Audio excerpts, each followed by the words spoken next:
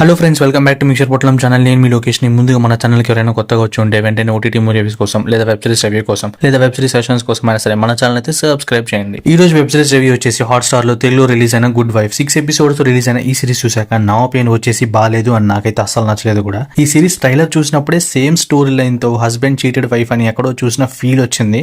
Only difference ఏంటంటే ఇక్కడ wife వచ్చేసి లాయర్ అనమాట. ఫస్ట్ ఎపిసోడ్ లో ఒక ఇన్సిడెంట్ జరుగుతుందన్నమాట. దానికి కేవలం ఏమవుతుందని తెలుసుకోవాలంటే అది లాస్ట్ ఎపిసోడ్ లోనే తెలుస్తుంది. ఆ కనెక్షన్ అక్కడే ఉంటుంది. మధ్యలో ఉన్న ఎపిసోడ్స్ అన్ని కూడా ఐడియా వైజ్ బాగున్నా ఇంట్రెస్ట్ ఆర్ ఎక్సైట్ అయ్యే ఫీల్ అయితే ప్రెజెంట్ చేయలేకపోయారు. అలా ఫ్లాట్ నరేషన్ తో వెళ్తుంది అన్నమాట. మెయిన్ రోల్ లో చేసిన ప్రియమణి గారి పర్ఫార్మెన్స్ బాగున్నప్పటికీ సిరీస్ లో అసలు స్టోరీ ఎంగేజింగ్ గా ఉండదు. అండ్ కోర్ట్ రూమ్ డ్రామాకి చాలా స్కోప్ ఉంటుంది. అది కూడా ప్రాపర్ గా యూటిలైజ్ చేసుకోలేదు. ఇంక ఎపిసోడ్ టు ఎపిసోడ్ చూస్తున్నంత సేపు అసలు ఎందుకు అని క్వశ్చన్స్ రైజ్ అవుతూనే ఉంటాయి. అంత బోరింగ్ గా ఉంటది.